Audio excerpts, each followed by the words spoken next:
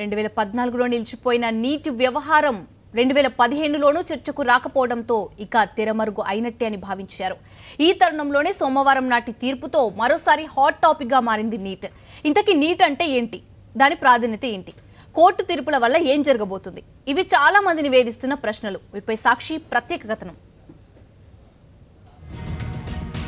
Neat national eligibility cum entrance test for pre medical test.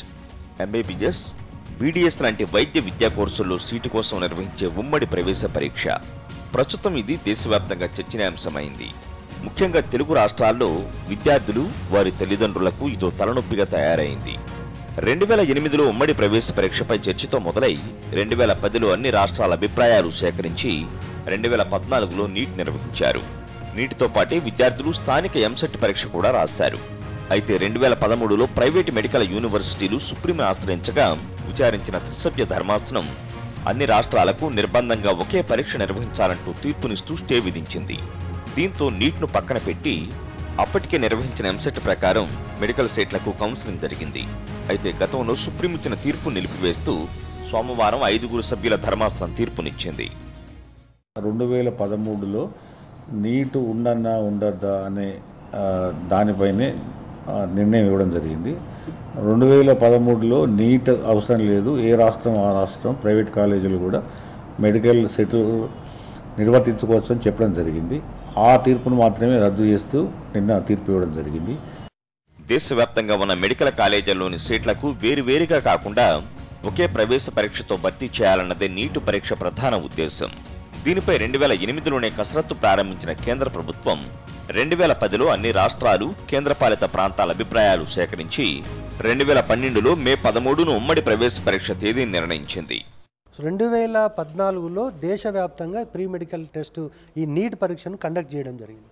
అయితే ఈ neat పరీక్ష conduct చేసేటటువంటి సందర్భంలో ముఖ్యంగా డీమ్డ్ యూనివర్సిటీస్ ఏవైతే ఉన్నాయో అవి ముఖ్యంగా Vellore institute of medical sciences వీళ్ళంతా కూడా కోర్టుకు పోయి స్టే తీసుకొని రావడం జరిగింది. అప్పుడు సుప్రీం స్టేతో గతంలో నిలిచిపోయిన నీట్ పరీక్షనే బెటర్ అన్న అభిప్రాయం ఇప్పుడు వ్యక్తమవుతోంది. ప్రస్తుతం ఉన్న పరిస్థితుల్లో తెలుగు విద్యార్థులు ఏపీ ఎంసెట్, తెలంగాణ ఎంసెట్లతో పాటు ఇతర రాష్ట్రాల ఎంసెట్లు, ప్రైవేటు యూనివర్సిటీల ఎంట్రన్స్ టెస్టులు రాయాల్సి వస్తోంది. ఇలా పదుల సంఖ్యలో పరీక్షలు రాసే కంటే దేశం మొత్తంలో సీట్లు పొందేందుకు ఒకే పరీక్ష ఎంతో మంచిదంటున్నారు విద్యావేత్తలు. ఎంసెట్ ఎగ్జామినేషన్లో రుణాత్మక మార్కులు లేవు, నీట్ ఎగ్జామినేషన్లో రుణాత్మక మార్కులు ఉన్నాయి. ఈ రెండు ఆస్పెక్ట్లు చూసుకుంటే కూడా స్టూడెంట్ యొక్క స్పీడ్ అండ్ అక్యురసీ పెరగవలసిన అవసరం నీట్ అనే ఎగ్జామినేషన్లో ఉంటుంది. అంటే it's definitely a better examination than when compared with the present examination. NEET పరీక్షతో మొత్తం దేశవ్యాప్తంగా ఉన్న మెడికల్ సీట్లు ఒకే ప్రవేశ పరీక్షతో భర్తీ చేస్తారు. దీని ప్రకారం 85% సీట్లు లోకల్ విద్యార్థులకు, 15 సీట్లు నేషనల్ పూల్ కింద ఓపెన్ కోటాల్లో భర్తీ అవుతాయి. అంటే ఆయా రాష్ట్రాల్లోని కాలేజీల్లోని సీట్లలో ఆయా రాష్ట్ర విద్యార్థులకు 85% లోకల్ కోటాల పొందే అవకాశంతో పాటు నేషనల్ కోటాలోని 15%లోనూ విద్యార్థులు సీట్లు పొందవచ్చు.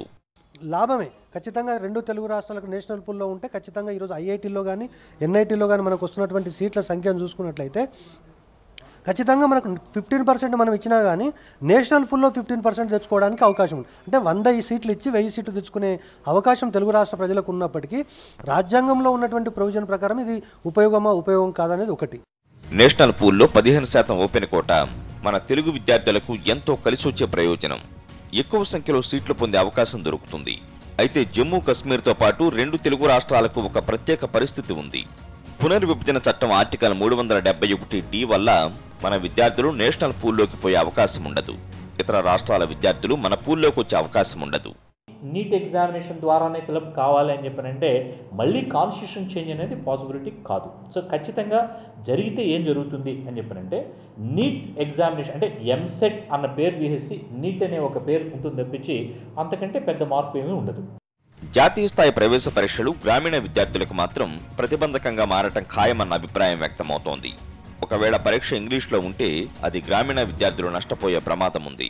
ముఖ్యంగా ఇది రీజనల్ లాంగ్వేజ్ అంటే ఆయా ప్రాంతాల భాషల్లో చదువుకుంటున్న విద్యార్థులు కానీ కొంత అసౌకర్యంగా ఉంటుంది అన్నది ఒక బలమైన వాదన కూడా ఉన్నది. అంటే కొన్ని ప్రయోజనాలు ఉన్నాయి, కొన్ని సమస్యలు కూడా ఉన్నాయి. ప్రస్తుతానికి 2013 కోర్టు తీర్పు కొట్టేసిన 5 సభ్యుల ధర్మాసనం జూన్లో పూర్తి వాదోపవాదనలు విని తుది తీర్పు ఇవ్వాల్సి ఉంది. అయితే గతంలో లాగానే నీట్పై నాంచి 2 పరీక్షలు రాసేలా చేసి పేరెంట్స్ను గందరగోళపరచవద్దని ప్రైవేటు విద్యా సంస్థలు అభిప్రాయపడుతున్నాయి.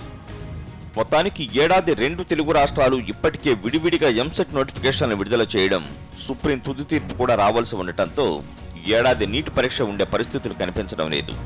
గతంలోలా కాకుండా ముందస్తుగానే పూర్తి స్పష్టతతో విద్యార్థులను ఎడ్యుకేట్ చేసి నీట్ ద్వారానే మెడికల్ సీట్లు భర్తీ చేస్తే బాగుంటుందన్న అభిప్రాయం వ్యక్తమవుతోంది. ప్రదీప్, సీనియర్ కరెస్పాండెంట్, సాక్షి టీవీ.